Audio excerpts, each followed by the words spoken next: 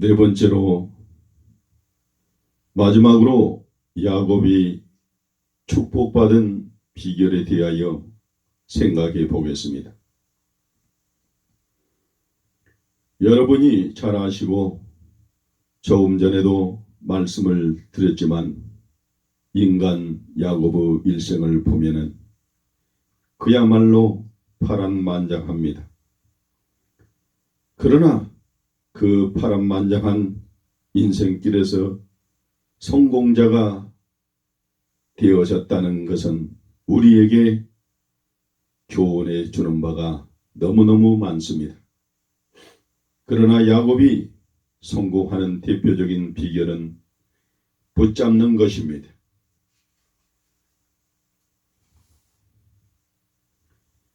모태에서 나올 때 형의 발 뒤꿈치를 붙잡고 나온 야곱은 장자의 축복을 받기 위해서도 기회만 있으면 기회를 붙들려고 노력하다가 받았습니다. 하란에서와 아내를 취하는 일에도 라헬을 얻기 위해서 7년 14년을 참고 기다리며 마침내 붙잡고야 말았고 야복강에서 천사를 붙들고 기도하다가 야곱은 이스라엘이 되는 축복을 받고야 말았습니다. 사랑하는 주의 종성도 여러분, 우리도 야곱의 하나님의 축복을 받으려고 하면 그 하나님을 붙드는 일을 게을리 하지 마시길 바랍니다. 나의 영원하신 기업으로 주신 성도의 축복을 주구나 사나 붙들고 복을 받아 누리시는 여러분이 다 되시기를 축원합니다. 그런데 야곱이 최후로 받은 문제 앞에서 어떻게 대처하면서 고향까지 승리롭게 귀향할 수가 있었겠습니까? 지금 예서가 400인의 종자를 거느리고 와서 야곱이 오기만 하면 죽이겠답니다. 여러분 하나 물어봅시다. 어째서 예서와 야곱은 친형제요 쌍둥이인데 옛날 일은 어찌 되었든지 간에 20년이 지난 오늘에 이르기까지 자기 동생 야곱을 죽이려고 하는 것이죠.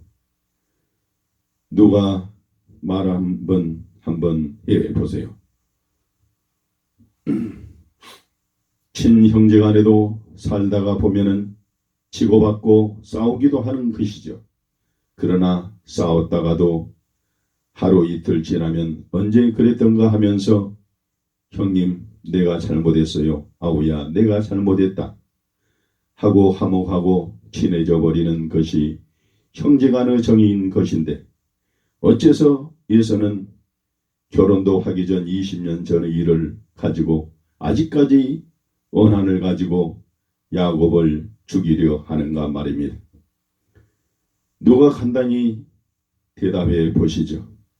예, 그랬을까요? 여러분 또 하나 물어봅시다. 한 집에 식모만 넷이 있다면 부자인가요? 가난한 집인가요? 부잣집입니다. 그런데 예서는 부리는 종자만 몇 명이라 했어요? 400인이라 했습니다. 창세기 32장 6절을 읽어봅시다. 400인이라 했죠. 그러니까 예서가 얼마나 부자인지 알 수가 있습니다. 그런데 쌍둥이 야곱을 죽이려고 합니다. 자, 야곱이 옛날 형의 재산을 훔쳐다가 갔거나 팔아먹은 적이 있습니까? 없습니다. 야곱이 집에서 나올 때 지팡이 하나 들고 나간 일이 없고 홀홀 단신 빈몸으로 집을 나갔던 것인데 이 예서가 야곱을 20년 지난 지금까지 죽이려고 합니까? 잘 들으세요. 유대 나라의 법으로는 장자에게는 부모 유산의 80%를 상속하게 되어 있습니다.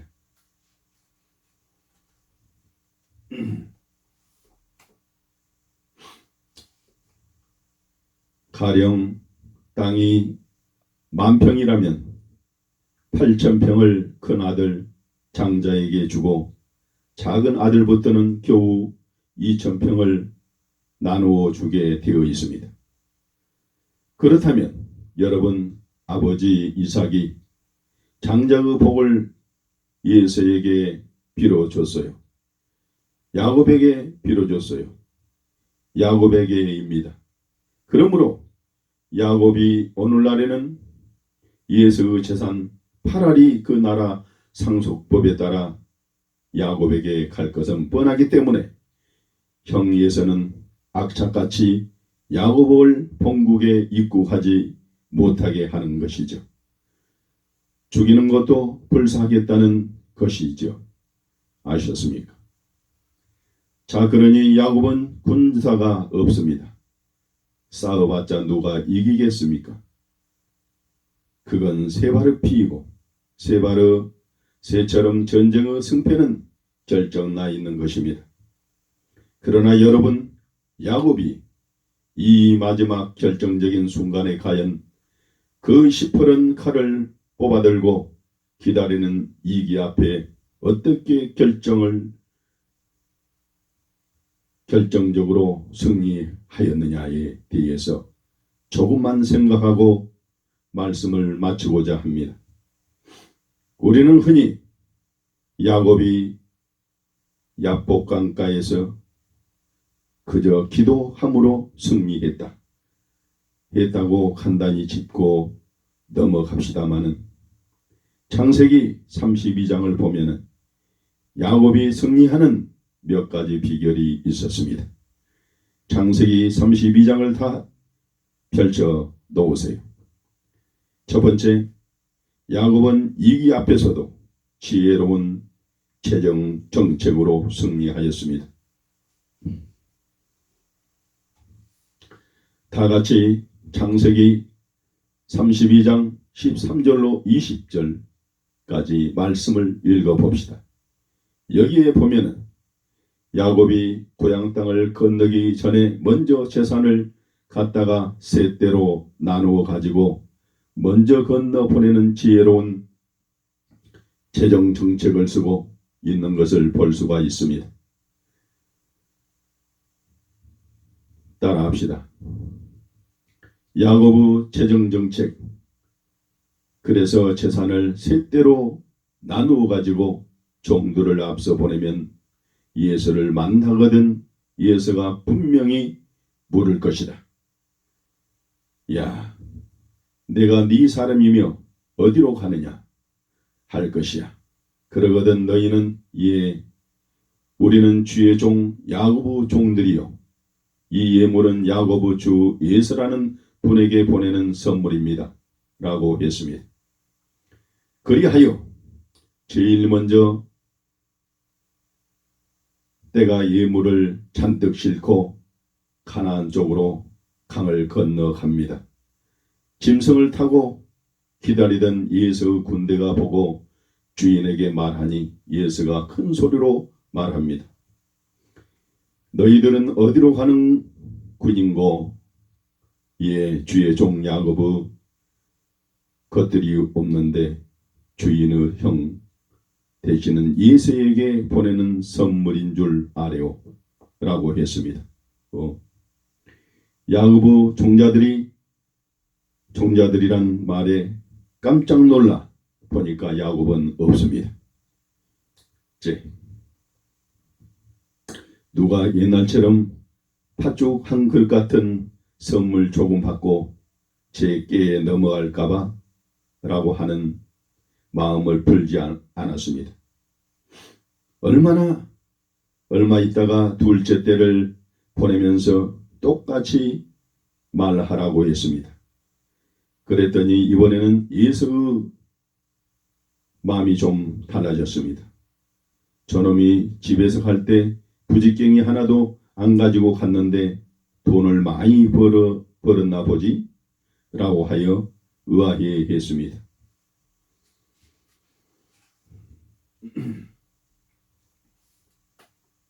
세 번째 때가 계속 예물을 가지고 오니 이에서 마음이 부드러워지게 되었습니다. 이놈 재산을 보니까 내 재산을 달라 아니해도 되겠구나. 자식은 똑똑한 놈이야. 그놈이라고 하면서 마음이 부드러워졌습니다. 이것이 야고보의 재정 정책이요 선물 정책인데 오늘날에도 직장에서 진급할 때나 감사할 때 선물을 보내는데 우리 성도들을 전도할 때나 교회 봉사를 할 때 이런 재정 정책을 잘 쓰면 좋을 것 같습니다. 가령 시장에 가서 싸구려 고구마를 삶아 먹어도 자기 식구만 먹지 말고 좀 그릇에 담아가지고 자기가 전도하려는 집에 가지고 가서 미정이네 엄마 계세요. 이거 고구마인데요. 시장 가서 싸길래 샀는데 맛이 괜찮아요. 좀 잡숴 보세요. 라고 하며 줍니다.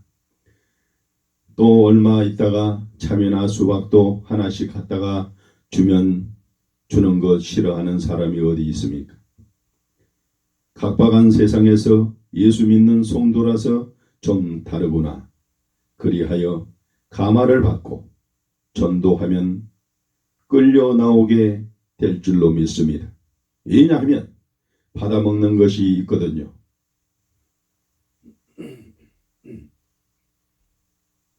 믿지 않는 불신 부모님을 전도하는데도 이런 선물 정책을 잘 쓰면 전도가 될 것입니다. 어떻게 하느냐? 돈 많이 쓰는 것이 아닙니다.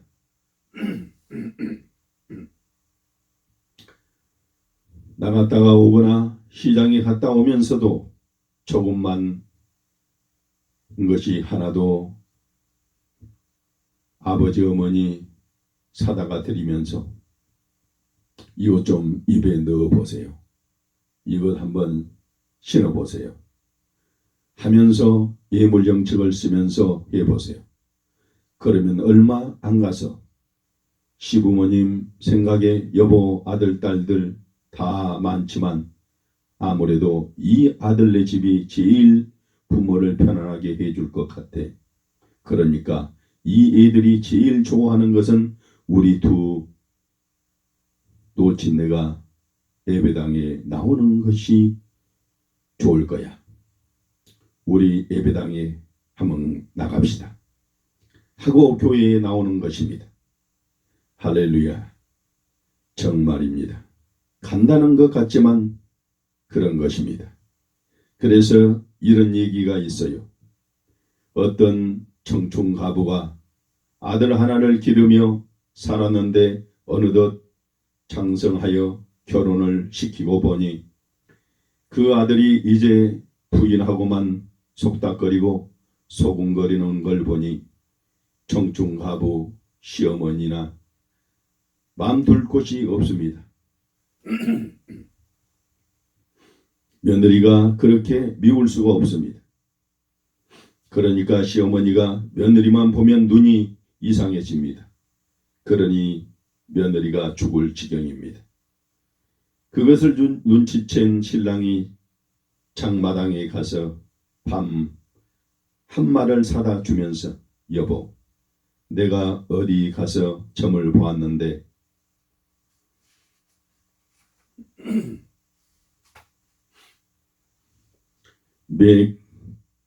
몇 끼니 때마다 이 밤 세 톨씩만 구워서 어머니에게 드리면 이 밤 한 마리 다 되는 날에 어머니는 돌아가신대.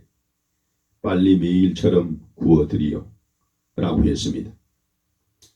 자, 그랬더니 그 말을 들은 며느리가 소망이 있어요? 없어요?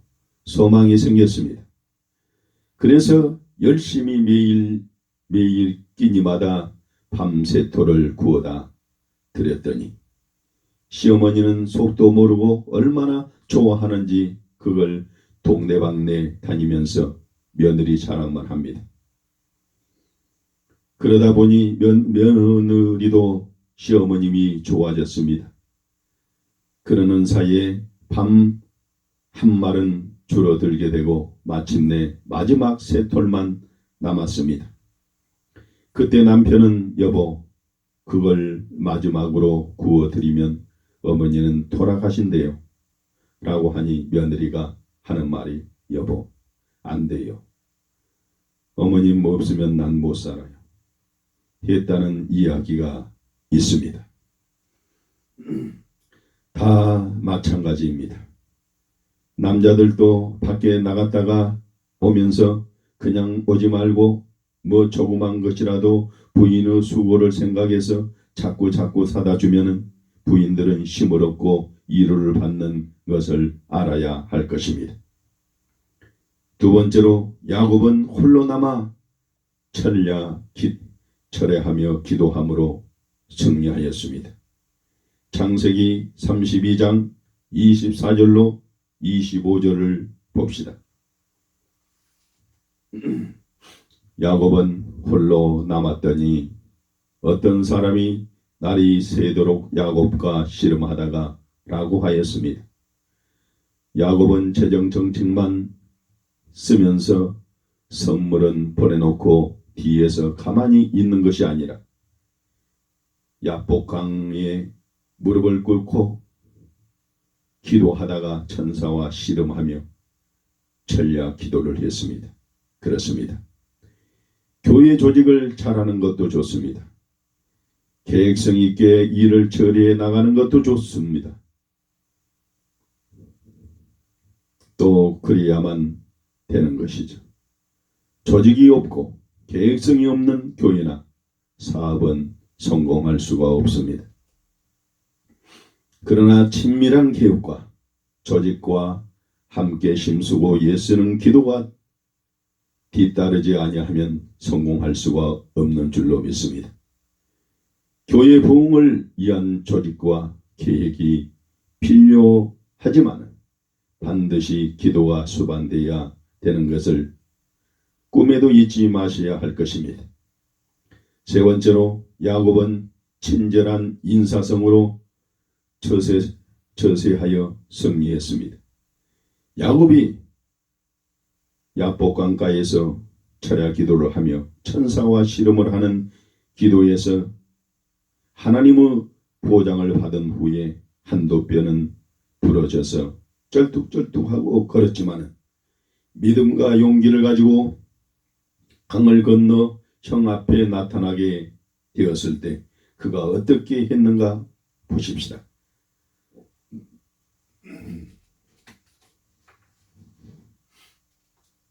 창세기 33장 3절로 4절에 자기는 그들 앞에서 나아가되 몸을 7번 땅에 굽히며 그 형 예세에게 가까이 하니 예세가 달려와서 그를 맞아서 안고 목을 어금맞기고 그와 입 맞추고 피차 우는지라 하였습니다. 여기 보니까 야곱이 형에서 앞에 그저 뻣뻣하게 선 것이 아니라 형님 안녕하셨어요. 형님 안녕하셨어요 하며 7번이나 절을 하며 인사를 했다는 것입니다. 이게 뭐냐 하면 따라합시다. 야곱의 친절한 인사성입니다. 그런데 우리는 한국 사람들은 장사를 하면서도 친절하지 못하고 인사성이 없는 것이 큰 단점입니다. 가까운 일본 사람들만 보더라도 얼마나 친절하고 인사성이 있는지 모릅니다. 성공하려면 친절한 인사성이 있어야만 어떤 일이든지 성공합니다. 요즘 아이들, 청년들은 도무지 인사성이 없어요. 이 어른을 만나도 안녕하세요 하고 고기만 까딱도 안 합니다. 여러분, 다 그런 건 아니지만 예수 믿는 신자가 불신, 회사나 직장에 있다가 밀려나는 원인 중의 하나는 놀랍게도 불친절하고 인사성이 없어서 밀려 나온다는 것입니다. 교회에 가서 배운 것이 이 사람을 섬길 줄도 모르고 그저 집사님, 선생님 소리만 듣고 살면서 자칫하면 목사가 어떻고 장로가 어떻고 하는 그따위만 배워서 동배짱만 생겼다고 회사에서도 내까지껏 돈 좀 있다고 사장이지 뭘 별것이 있어 라고 하면서 매사에 뻣뻣하게 군단 말이에요. 그러니까 당신 나가시오 하는 사태가 생깁니다. 사랑하는 주의 종 성도 여러분, 주께서 말씀하시기를 너희는 세상의 소금이요 너희는 세상의 빛이라고 했습니다. 그런데 소금이 소금 노릇 하려면 녹아져야 하는 것입니다. 조가 불빛을 발하려고 하면 녹아져야 하듯이 그리스도인들이 이 회사의 소금과 빛으로 남의 수하에 들어가면 소금처럼 녹아지고 초처럼 녹아져야 신자 노릇을 바로 하게 되는 것입니다. 저 아무개는 참 친절하지요. 참으로 인사성도 좋죠. 알고 보니까 그리 찬이래요. 이렇게 되어야 전도도 되고 자신이 성공할 수도 있는 줄로 믿습니다. 네 번째, 야곱은 친절한 디아를 통하여 승리한 사람이었습니다. 창세기 33장 10절을 같이 읽어봅시다.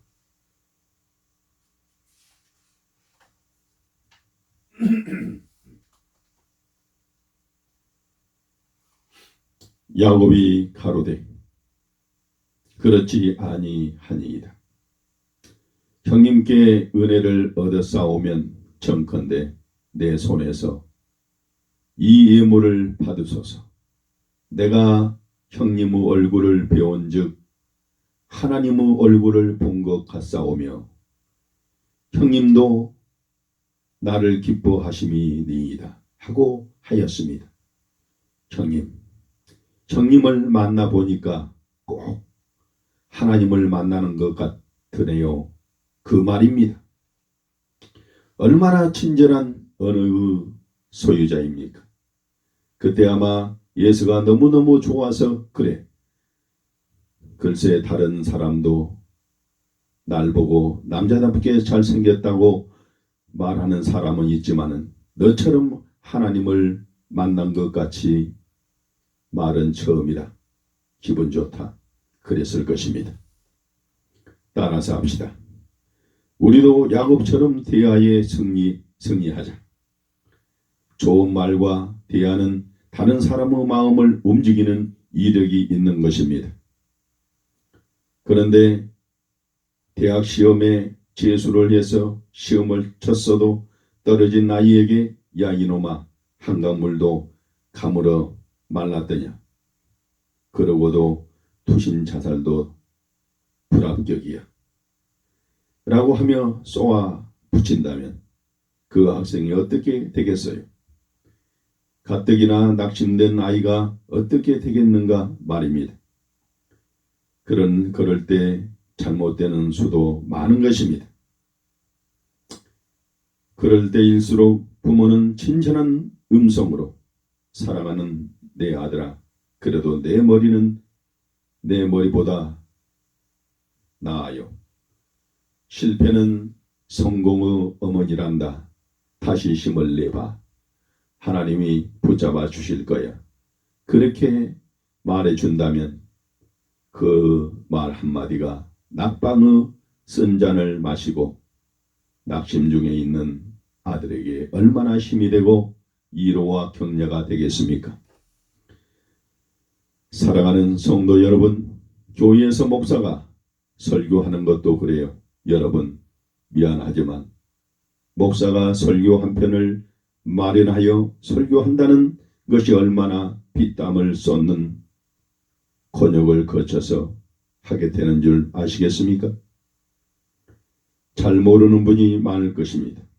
목사의 설교는 거미 똥구멍에서 거미줄 나오듯이 줄줄 나오는 줄만 압니다. 그러나 아십니다. 아닙니다. 어떤 때에는 설교 준비하다가 안 돼서요, 만년필을 다 던져버리곤 할 때가 많이 있다고들 합니다. 그때는 미칠 것만 같은 심정입니다. 그런데 그렇게 진흙을 빼서 준비한 설교 시간에 교인들이 조는 걸 보면은 말로 표현할 수 없이 그런 사람이 미워질 것입니다. 어떤 때에 보면은 교인들처럼 야박스러운 사람이 없다고 합니다. 왜냐하면 말이지요, 그렇게 힘들어 설교 준비한 설교 시간 졸 뿐만 아니라 설교를 좀 은혜스럽게 하는 날은 교인들이 가면서 목사님 보고 목사님 은혜 받았습니다 라고 얘기를 하고 가는데,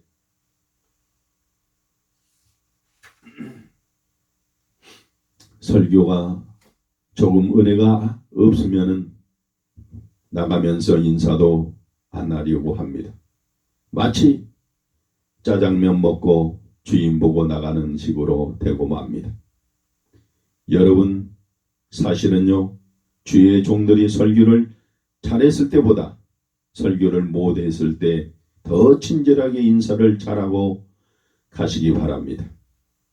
보세요. 집에서 밥 짓는 부인들께서도 일평생 밥만 해먹고 살지만 어떤 때는 밥을 반죽으로 해가지고 오고 어떤 때는 3층 밥을 해오기도 합니다. 그러면 먹는 사람이 좀 야량 있게 밥이 좀 무르면 물 말아 먹는 셈치고 될 것이고, 된 밥을 먹을 때는 물을 말아가지고 먹으면 되는 겁니다. 할렐루야. 사랑하는 성도 여러분, 믿음 있고 부드러운 대화를 승리를 가져옵니다. 주의 종들에게도 따뜻한 말 한마디를 아끼지 않는 대화가 은혜가 되고 축복이 되는 것을 여러분들께서도 다 아실 줄 믿습니다. 말씀을 이제 마치기 전입니다.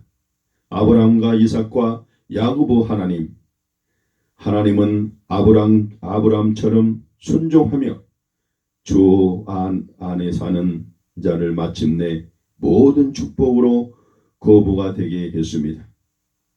하나님은 아브라함처럼 순종하며 주 안에 사는 자를 마침내 모든 축복으로 거부가 되게 했습니다. 이삭의 하나님은 모자라면 늘 키워서라도 주님 뜻대로 사는 자에게 복을 주십니다.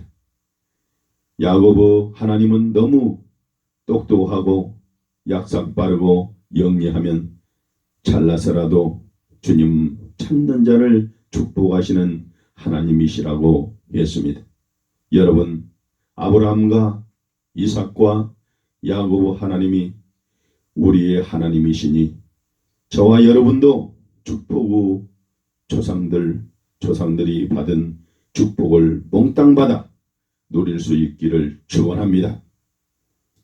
특히 야곱과 같이 지혜로운 재정정책 잘 세우고 열심으로 기도하고 친절한 인사성을 잇는 처세와 부드럽고 친절한 디아로 마지막까지 승리하시는 여러분이 다 되시길 예수님의 이름으로 축원을 드립니다. 할렐루야.